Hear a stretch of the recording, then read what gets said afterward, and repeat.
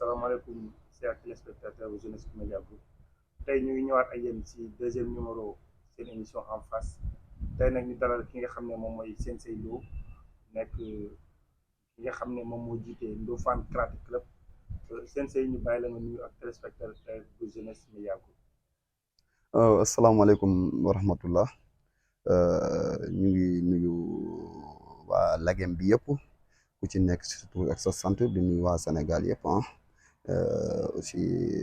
di nuyu tamit suñu naataango yi ñu jàkkaarlool nii voilà di nuyu suñu naataango bi nga xam ne moom lañ jàkkaarlool nii tamit di nuyu ñëpp daal di ziar ñëpp di leen baalu àq bu baax te di leen baalu àq. merci beaucoup Sensei dañuy daal di commencé waxtaan bi rek yow yaay jiite club bi ñuy wax Ndofane Karaté Club nekk fii ci diwaanu Ndofane pourquoi Ndofane Karaté Club. waaw pourquoi Ndofane Karaté Club yaakaar naa nag doon na question boo xam ne yaakaar naa ne buñ ci nekkoon di ci développé dana xóot trop te aussi dana jël temps bu bëri kon ñu tënk ko rek ci gàttal Ndofane Karaté Club doon club boo xam ne mën naa wax ne ci ay loxo laa ko jëlee muy ku mel ne sensei yi fi njëkk a jaar professeur yi fi njëkk a jaar ku mel ne sensei Ndiour sensei Alaaji Yorondoy sensei Sarr anglais ñooñu ñoo fi nekkoon ak enseignants yi nga xam ne ñoom lañ fi nekkaloon di fi liggéeyee ndor te ñu bëri trop waaw boo ci tuddee ku mel ne Omar Ndiaye extra ñoom layti moroon ak Omar Ñaa gars yi ci des rek daa mel ne tudd nga ñëpp foofu la Ndofane Karaté jugee ba ñëw ci man waaw année 2012 la Ndofane Karaté tegewu ci sama loxo waaw. waaw Ndofane Karaté Club 2012 nga ko yor ba tey 2022 10 ans nga def ay résultats yooyu li ci tàmm année yi passé mooy da ngeen dem sur des compétitions nationales indi ay trophées récemment dem ngeen compétition nationale indi ay trophées yan trophée la Ndofane am aussi pourquoi bu trophée bi ñëwee nit ñi santuruñ ko trop. waaw mën nañu wax ne métti na woon trop nag au début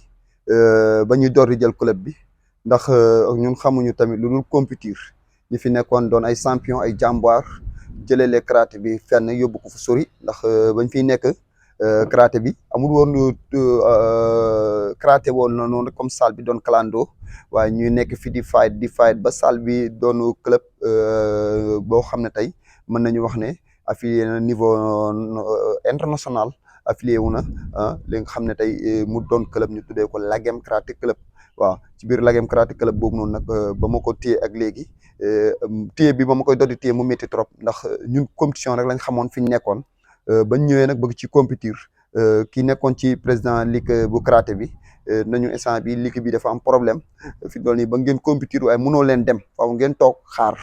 ñu toog di xaar ba mujj gi xaar bi xaw a métti ndax ñu ne bu ñu génnee gis waa Kaolack yi di compétir te ñu bokk région bi ñun ñuy téye waa Ndofane yi ma ne pourquoi lan moo tax ñu ñuy téye ñun ci laa tëbee man jàll yéeg ci kaw wax ak ñi ci kaw ci lañ ma mën a permettre na ma mën nga ñëw di compétir si comme ni ko waa Kaolack di ñëwee di compétir si ba seen heure bu ñoom seen région bi comme moo am problème ba heure bu ñu ko réglé ñoom ñoo xam ne réglé nañ ko rek ñu ne ñu commencé ci di génn di compétir yi muy métti nag au début ndax boobu dañ daan génn di dem ak suñuy oto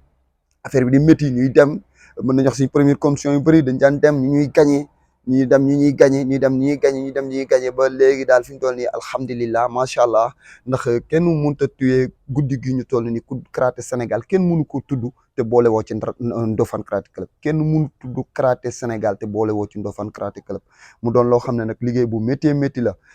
xam naa nag comme ci gàttal mën naa wax ne depuis mën naa wax ne 3 ans yii nii wala mën nañu wax 4 ans ci ginnaaw ñu ngi wane ay résultats yoo xam ne presque sax depuis 2016 sax ba tey sax ndax depuis 2016 ñoo jël Ndofane ñoo jël tournoi international bu Diourbel 3e place bi ñoo ko jël mu doon tournoi boo xam ne tournoi bu jafee am médaille la waaw ci Taïb Fall moo jëloon boobu noonu 3e place bi mooy de 60 kilos bi boobu ba léegi mën nañu wax ne alhamdulilah waaye nag 2020 bi moom 2020 la ci 2020 yi daal ñu ñaan yàlla mu musal ñu ci cat ñaan yàlla tamit aussi tamit affaire yi gën a yokk waaye 2020 yi daal ci sondage bi bu ñu ko doon def Sénégal Ndofane daal xam naa ne bu jëlul pied daal moom ma daal mu ngi ci meilleur des premières yi daal moom waaw wax dëgg fa yàlla. nga am loo wax nga ne da ngeen doon bëgg di compétir sur le plan régional bu ngeen mën a dem. ngeen dem waxtaan ba ñu leen mën a permettre ndax ay papier la laaj wala dafa am salle bi nu mu war a mel pour ngeen mën a bokk seen compétition. waaw papier yi mu laaj moom laa wax sànq rek ci biir question bi papier bi mu laaj gars yi ñoom fayatoon nañ ba am papier bi mooy salle bi na affilié ndax bu salle bi affilié rek nga xam ne chaque année yaa ngi renouveler sa club kon kooku war nga mën a am droit compétition bi nga xam ne am na Sénégal rek war nga ci mën a participer bu nekkee comme compétition boo xam ne nag équipe nationale moom moo ci dem nga xam ne niveau national la international la su boobaa nga xam ne kooku moom tey sa combattant daa am lu ko war a mën a boole équipe nationale ci biir loolu noonu compétition boobu rek nga mënta participer waaye comme que ñun fay nañ ba ñi fi jiitu fay nañ ba salle bi affilié ba am këyit compétition bu am Sénégal bu nekk rek muy régional te muy région de Kaolack bi wala muy compétition boo xam ne national la force Ndofane daf ci war a participer kon rayante boobu noonu après nag aussi yàlla dogal ne ñu nekk ci kaw ngànk karaté bi yàlla dogal ne ma amoon ak ñoom connaissance te ñu nekk ay kilifa yu baax may déggante ak ñoom di waxtaan ak ñoom bañ xamal ma ne ma problème mu Kaolack la waaye bokkut ak Ndofane kon bokkut ak comme programme de national comme lii régional la régional nañ déclarer seen problème de régional léegi problème de national nag ñoom bu ko defee ñoom loolu moom loolu national la ñoom national bu amati bu nekk rek jaar leen fii nii ngeen dugal seen i combattant ngeen engagé wu jaar fi ngeen war a jaar su boobaa compétition bu jot bu nekk da ngeen mën a ñëw di participer. sur le plan régional lan mooy problème régional production régionale. pour régional bi lan mooy problème bi waaw ndax mën nañu wax ne sax yàlla na ko yàlla yërëm ku ko jiite woon sax instant bi jugee na fi ba fi mu toll nii seen say Moussa Sarr moo nekk ci bopp bi. waaw mu aussi wax dëgg fa yàlla moom it mu ciy liggéey bu mucc ayib ndax depuis boobu mu fi nekkee léegi am na ay régional yoo xam ne organisé na ko fi ak yeneen tournois yoo xam ne organisé ko fi ndax régional bu mujjee am sax Ndofane lañ ko organisé mooy ci terrain basket bi bu noonu mooy régional bu mujjee am foofu lañ ko organisé waaw kon loolu mooy problème kii bi daal régional bi kii bi. est-ce que 2016 ak léegi am na ay compétition ngeen def sur le plan régional fii Kaolack daje ak yéen ñi def ci région Kaolack. waaw am na nag waaye bëriwut waaye tamit aussi jàmbaar la ndax su ma juumul depuis 2012 ma fi ñëw ba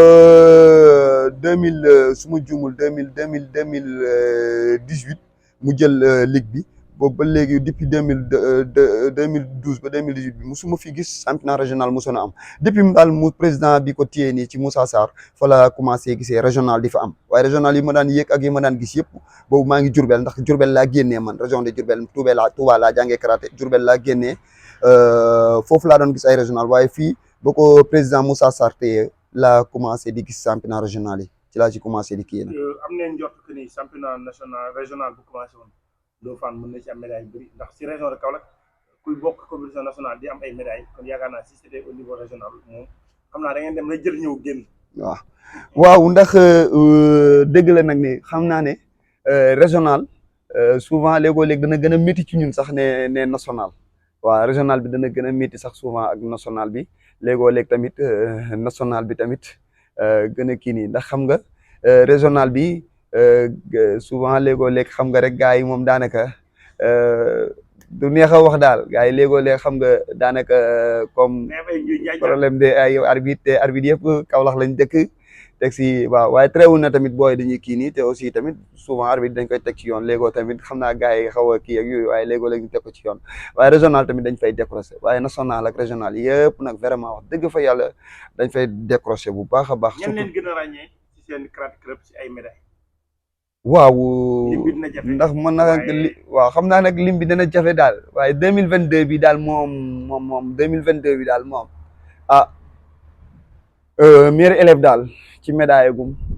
Fatou Sow daal moom mooy meilleur élève ci médaille yi waaw ci niveau bi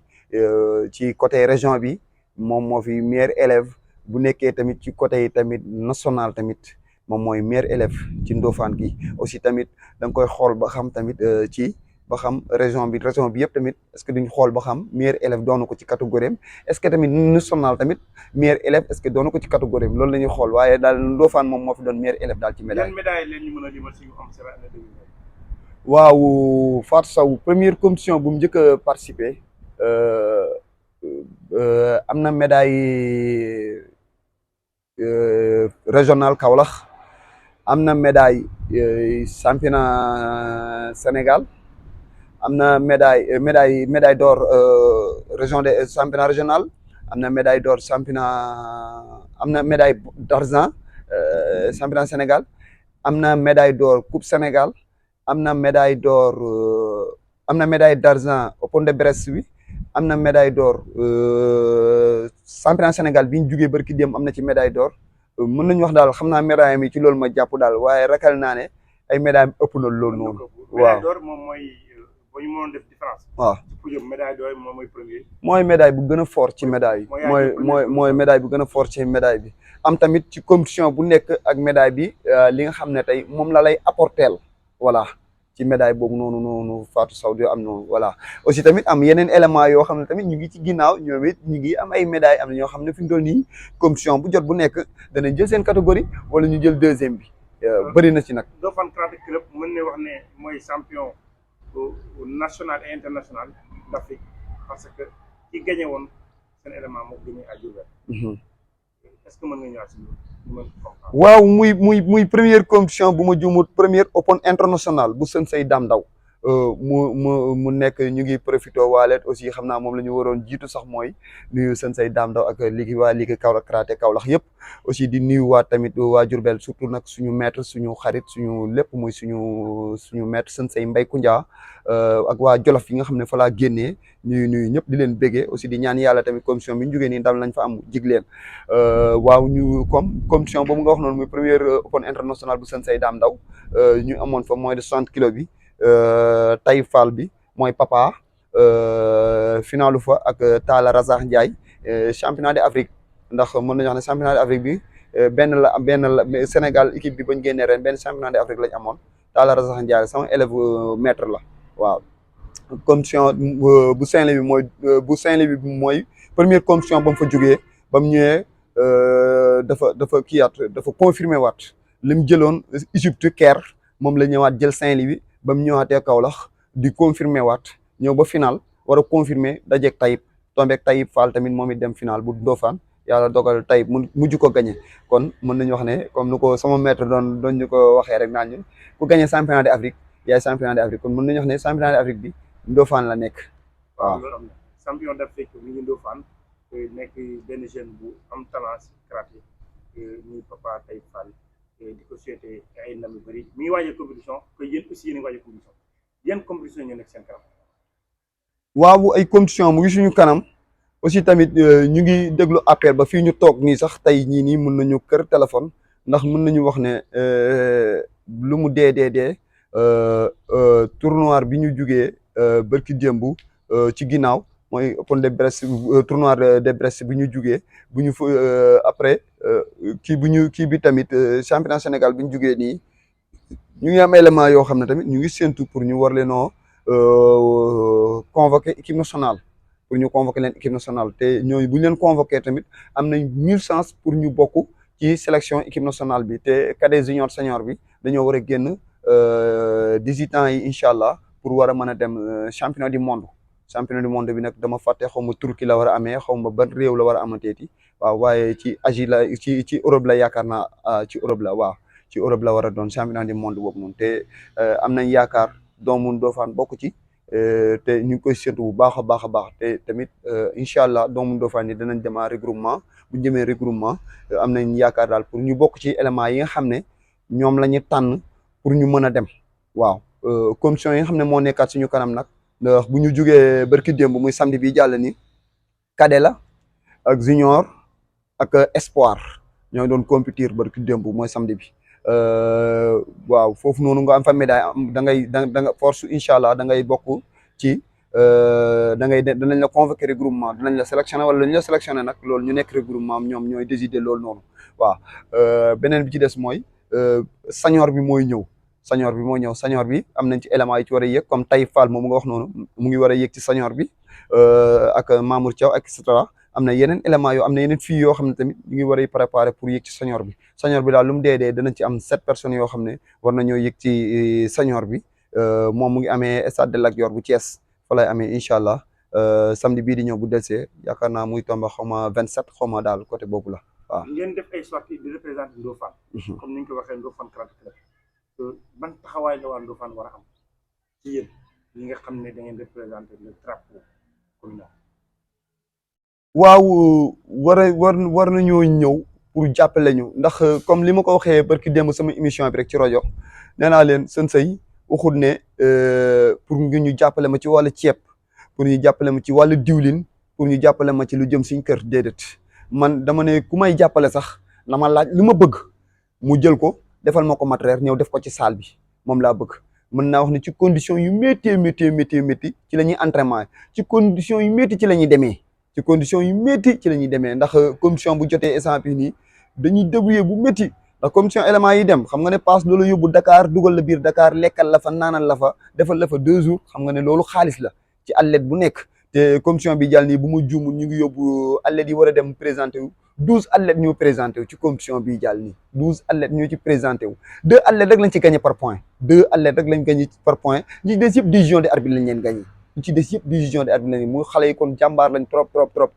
waaye ci conditions yu métti la ñuy demee gars yi ñu war cee jàpp nag ñu war cee jàpp bu baax a baax ndax salle bi boo ñëwee gis nga si état bi ñu entraînement yee salle bi foofu noonu war na mën a am tapis fan yee góorgóorlu nañ sax ba changé buntu yi waaye war nañu am ay tapis war nañu am ay matériel de gants ay tibia affaire yu mel noonu matériel yu bëri war nañ ko am war nañu jàppale tamit souvent léegoo-léeg bu ñuy dem ci engagement yeeg pass yeeg yooyu noonu vraiment daal wax dëgg fa yàlla war nañoo jàppale salle bi daal conditions yi métti na xam ne ci dara ndax dem ngeen fi compétition sur le plan national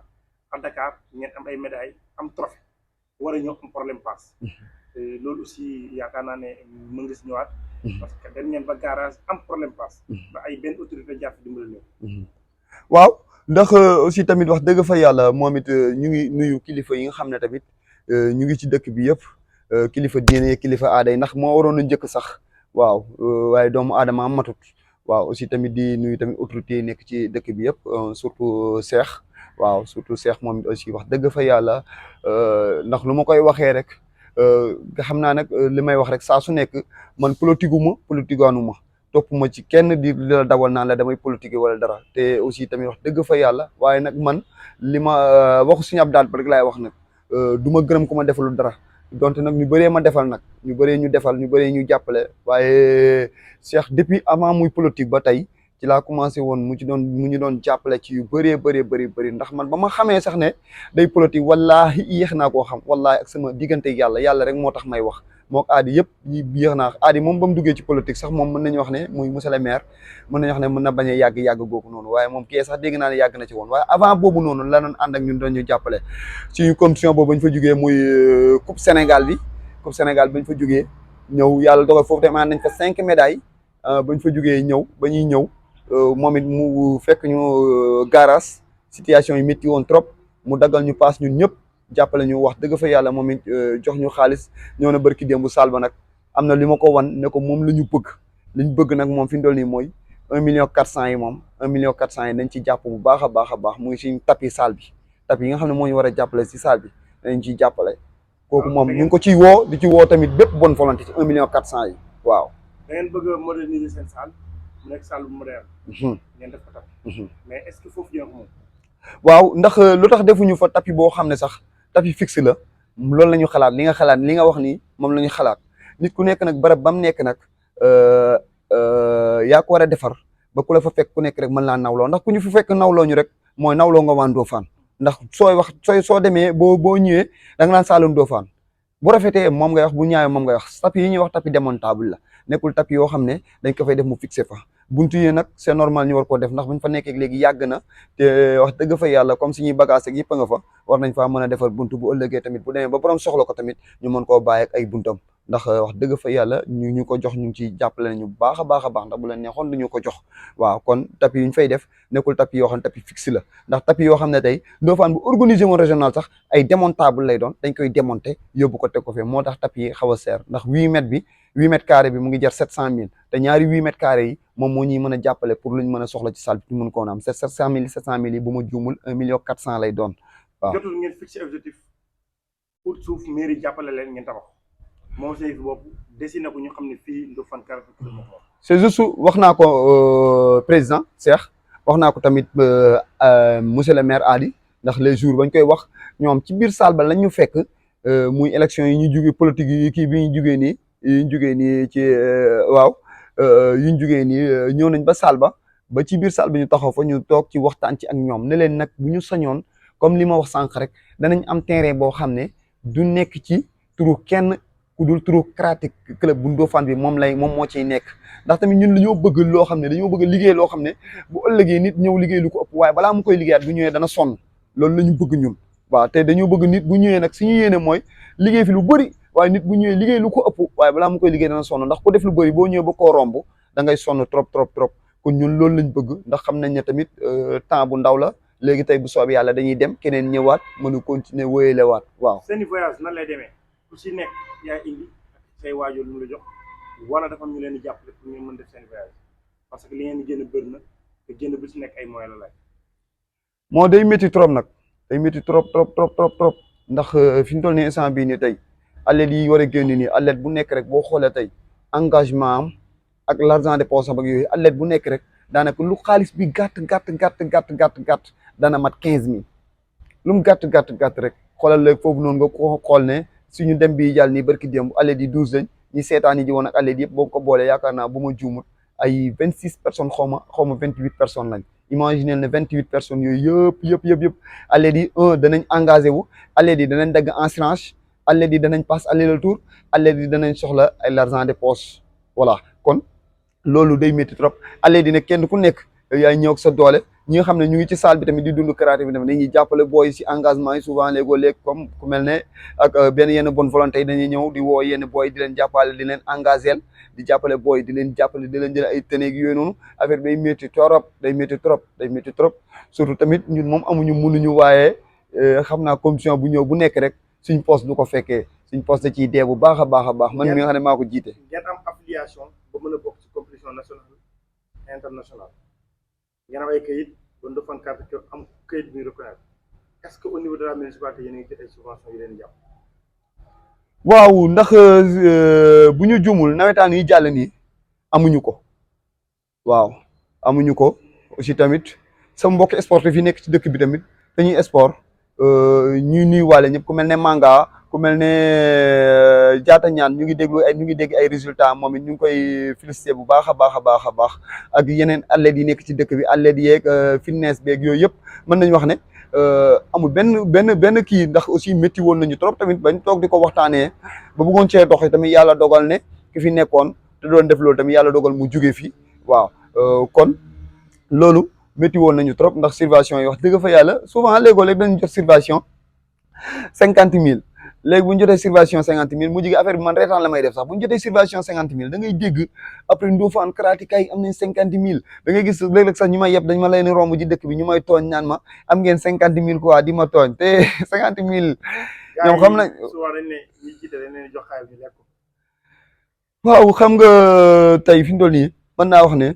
nit ñi moom ñu jégal ma ci kàddu gi moom kenn juru leen jëndoo leen te see ganaar see luy gars yi di wax ne juróom ma jëndoo ma sa ganaar nenu ma waaye salle bi élèves yi fa nekk ay nawle lañ ci man te juruma leen jënduma leen te sama ganaar nenu leen te bu ma nekkoon ak ñoom tamit aussi di njaaj ak ñoom di am yoo xam ne moom laay teganteeg ñoom diil salle bi mbir mi du yàgg quoi du dem ndax instant bi tey nit koo nax ëllëg nga bëgg koo ñëwaat bar koo naxaat du ko nangu waaw du ko nangu kon moo tax daal fi ñu doon nii daal moom yàlla xam na daal ak aussi samay élèves yi nga xam ne ñoom laa nekkal waaw. est-ce que aussi seen compétition yi dafa bëri jegewaan ba sollicité autorité parfois aussi mu xaw a métti si ñoom wala yéen ñuy laajte ngeen ne ba doon mën a laaj. bay si sa wewu tànk du ma nangu laaj bu bëri bi sax ndax bugguma di laaj man su ma sañoon du ma laaj kenn waaw su ma sañoon du ma laaj kenn waaye nag laajuma kenn tamit pour lu ma fayee ndox wala lu ma fayee courant wala lu ma yóbbu suñ kër. laaj bu bëri bi nii te wallahi compétition bi ñu jàll nii barki démb nii métti na trop waaye amul ku mën a taxaw ci biir salle bi sax ne la sën sëy moom ma woone ma damaa bëgg nga jàppale élèves yi day métti nag xam naa nag ñoom dana métti ci ñoom danañ dem seen i mag danañ dem seen i nijaay danañ dem seen i ñoo xam ne am nañ ci ñoom yaakaar pour dem ci ñoom waaye man laaj bi man su ma waxee dëgg su ma sañoon man su ma yàlla mayoon moyen danaa def loo xam ne ci Karaté Ndofane loxo benn autorité du ci dugg loxo benn bonne volonté du ci dugg ndax man Ndofane moo ma ñor man Ndofane laa bëgg man sama jëmmu bopp man Ndofane laa bëgg man Ndofane moo ma ñor man Ndofane man na Ndofane am ndam rek man na Ndofane am ndam rek man rek man loolu rek moo ma ñor waaw souvent am trophée yoo xam ne bu nekkee yenn open yi day am weccet bu nekkee yenu open yi du am weccet waaye aussi boo déggee weccet bi tamit comme xam nga weccet 50 000 léeg-léeg élève boo xam ne téyeegul xaalis loolu day doon xaalis si moom xam nga waaye bu nekkee daanaka léegoo léeg ay 50 000 100 200 300 000 1 million day romb sa loxo 50 000 du doon xaalis te 50 000 tamit wax dëgg fa yàlla ku téyeegul xaalis tamit da nga ko def xaalis waaye ñu yàgg a téye tuuti 50 000 moom du xaalis waaw te léegoo léeg mais seen fay waaw bu dee yéen a ngi ak trophée yi ànd ak ñam te Ndofane ñoom trophée bëri na waaw kon enveloppe bi kees gi war na am dara ah non kees gi amul dara kees gi amul dara ndax ëppoon rek dama ne la ëppoon rek moo fi am mooy am kii nii moo fi am xaalis te ëppoon bi gars yi li ñu doon joxe sax fi mu toll nii ëppoon yi kii tut Ndofane boo xoolee seen 3 ëppoon na fi am ëppoon yi fi am trophée yooyu yëpp boo dajale woon xaalis boobu est ce que loolu mën na 50 000 sax est ce que loolu dana ma 50 000 di sañ génn bërki démb bi ñu génn nii boo xoolee boo calculé liñ fere ci yoon bi yëpp luñ ci def yëpp boo moytuwul day ëpp 300 000 billaawul kitaab bi suñ génn bërki démb bi mais pare wu leen pour structurer pour organiser wu da ngeen jëm si compétition xam ñaata ngeen déposé wu fi ngeen ko déposé aussi xam ñaata leen jàppale waaw li ñuy soxla ci compétition bi xam nga souvent léegoo léeg athlètes yi mënuñu xam nga nu ñu xamee ñun léegoo léeg day gàtt nu ñu xamee souvent day gàtt ndax après comme bàyyi ba tey la mardi nga jékki-jékki rek egsi rek ne la waaw mais Socé dañoo soxla instant bii nii suñu athlètes yi dañoo war a présenté wu dañoo war a kii nii inscrit jeudi nga ne tey la lan ñu ne la mardi kañ ngeen inscrit ñu ne jeudi suba la lan mercredi waaw jeudi mais loolu dafa gàtt trop dafa gàtt moo tax après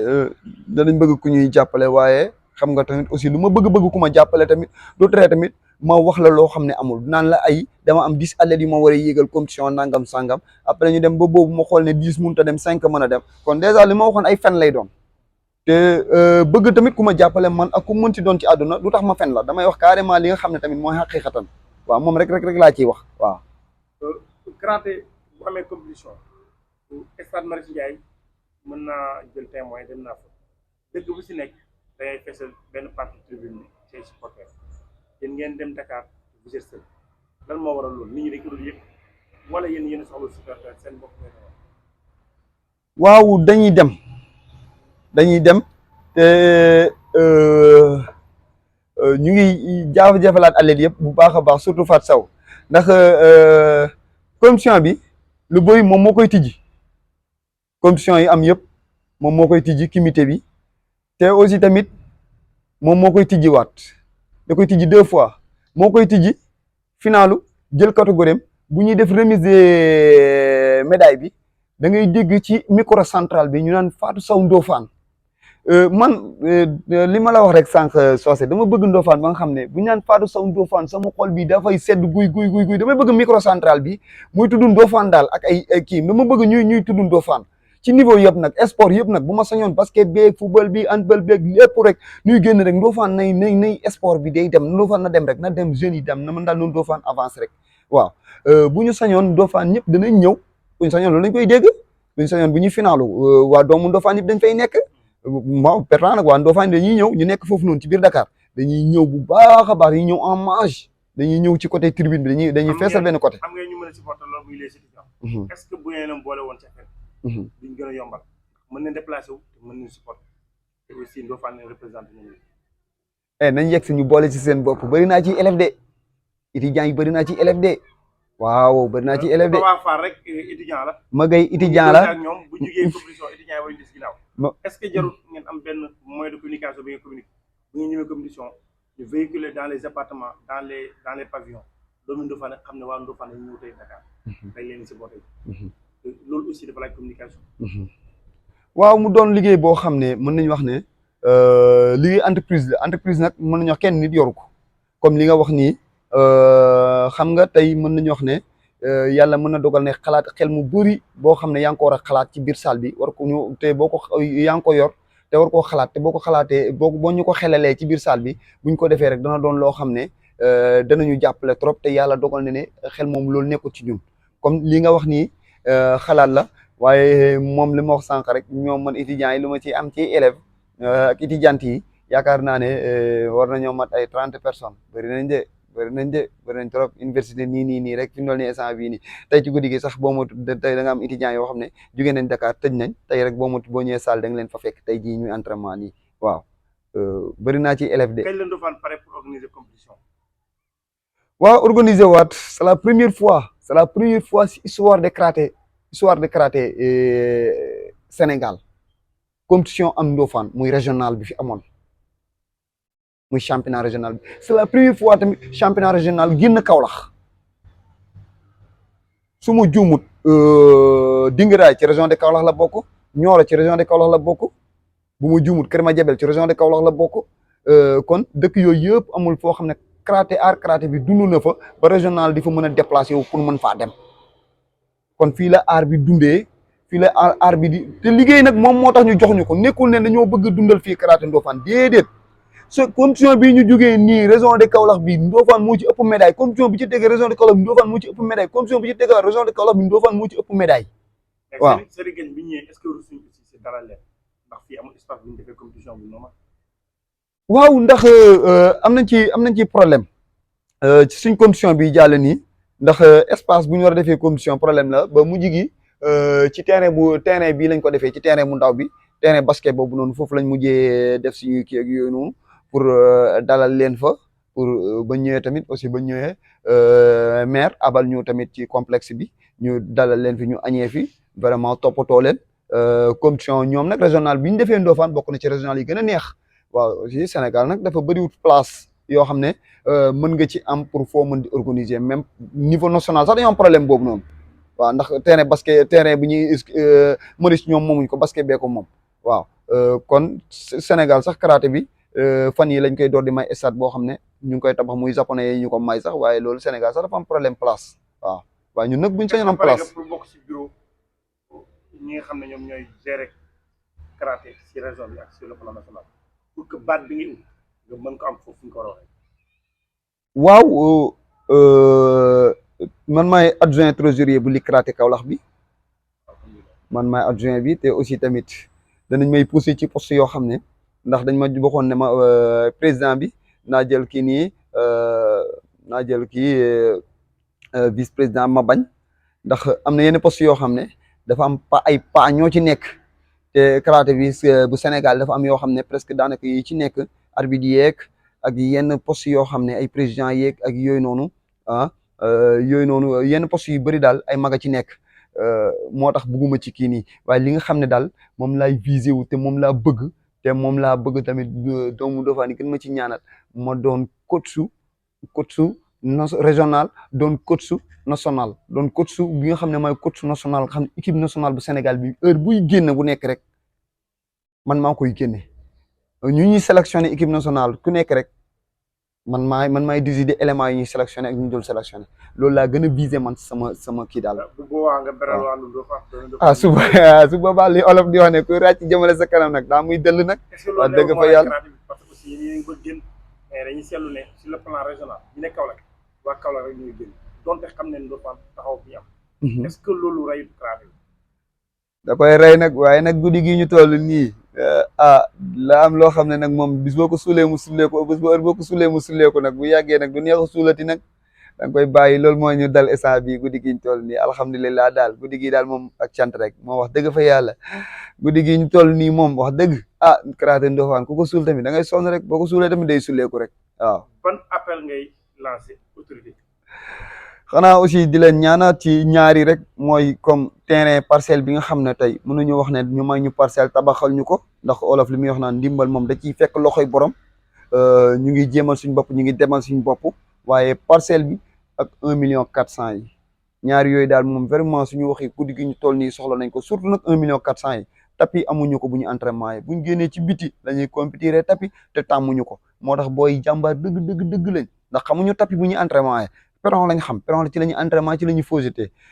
gis nga parce que démb rek ñu ngi ci am benn site boo xam ne yaakaar naa ne sama sikkin bi fi ndool nii teppeeku la def teppeeku bu ñaaw waaye nag moom sant yàlla moom souvent léegoo-léeg du ñàkk ci yenn yeeg yooyu noonu waaw 1.500.000 ngeen soxla. 1.400.000 700.000 bu ngeen ko defoon collecte de fonds. ci moins de 15 jours mën na mat. am na ay bonne volonté. te ku si nekk mën a dugal dara. étudiants yi def nañ fi collecte de fonds 3 millions am. est-ce que jar ko ngeen def collecte de fonds lancé lépp lu waay am doom nekk doomu Ndofane rek est-ce que gën a gaaw. ah yow am nga problème soosé danañ ñëw ci yow waaw da ñu teg ci yoon ñu liggéey ci xool tey instant bi nan lañ war a mën a defee pour ñu jéem a am loolu noonu ndax fi mu doon nii suñu salle bi jot na pour ñu mën a pintiraat ko defaraat ak yooyu noonu comme li nga wax sànq rek nekkul ne place bi ñu moom waaye nag ñu ngi fay bëgg a jël benn temps te comme li ma wax sànq rek comme place la boo xam ne dañ la ko jox te nit ki tamit bu nekkee daf la jox gis ngay defar su boobaa bu bëggee jëlaat sax dana ko def problème ndax dana xam ne kii kat du yàqkat kii defarkat la kii boo ko bàyyee dana gën a defar su boobaa dana donc ko nangoo bàyyee kon faaw ñu ñëw ak yow liggéey ak yow pour ñu mën a xam ndax fi mu doon nii tey instant bii nii tey salle bi nga xam ne tey fa lañ nekk ni ñu abal ñu ko bu ñu juumul longueur bi 21 mètres la largeur bi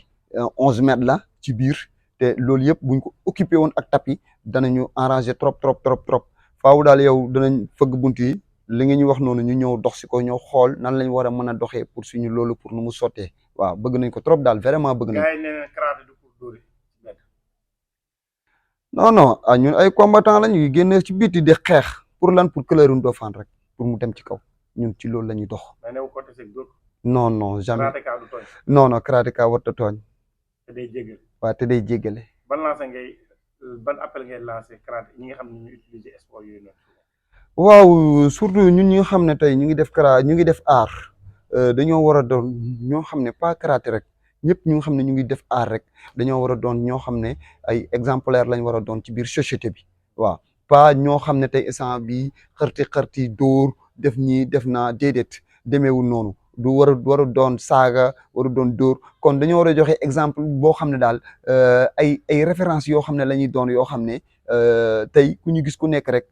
dana bëgg aar dana ko bëgg di ko dund kon li nga xam ne aar moom képp koo xam ne yaa ngi koy pratiquer rek war nga ko sàmm deram war nga ko defar bu baax a baax war nga ci góorgóorlu bu baax a baax ma nga xam ne daal aar ba nga nekk duñ ko sikkal waaw loolu daal vraiment daal moom maa ngi koy lancé mu doon message boo xam ne képp koo xam ne yaa ngi ci dëkk bi rek def aar ak nga bañ a nekk ci dëkk bi tamit nga setal aar daal bañ ko tilimal. sa dernier mot lan la. waaw di santaat ñëpp di gërëm ñëpp di sant sama ñi nga xam ne ñoom laa nekkal dama koy wax rek démb nee naa man élève moom man maa ko gën a baaxle fii sama élèves yoo xam ne boo ma fekkee ak ñoom kafooree da ngay yaakaar ne sax dañoo bokk ndey ak baay maak ñoom vraiment daal ñoom di leen sant bu baax di leen gërëm di leen ñaanal tamit lépp loo xam ne ñu ngi ko bëgg mu ci karaté bi ak ci li nga xam ci la ñuy yëngatu suñ borom defal leen ci lu kawe seen njortu di jaajëfal ñëpp ak Sensei Dramé mu ñu nekkal Sensei Sarr Maître El Hadji Yoro ak anciens yi nga xam ne ñu ngi woon ci salle beeg ñëpp aussi tamit di santaat waa Ndofane yëpp di leen gërëm di sant autorité yëpp surtout président Cheikh di bégewaat ñëpp daal aussi tamit di kontaan ci ñoom di leen gën a tàllal loxo nag ñu gën a yokk ñaan yi bu baax a baax ba yàlla may ñu ndam loo xam ne di ñu gën a may ndam yu gën a kawe njortu rek ci barke alxuraan waaw. jërëjëf Sensei loolu la woon fii ci Jeunesse Media Group ci seen émission en face ñuy joxe rendez-vous ci yeneen numéro ak yeneen invité objectif bi mooy képp koo xam ne doomu Ndofane nekk doomu Sénégal ñu jàkkaarloo yow ci liggéey xam sa soxla waaye aussi xam li nga xam ne mooy say jëf-jëf ensemble pour ñu ubbee jërëjëf Sensei Lo gërëm nañ ñu jox rendez-vous ci yeneen numéro ci yeneen i médias yi incha allah jërëjëf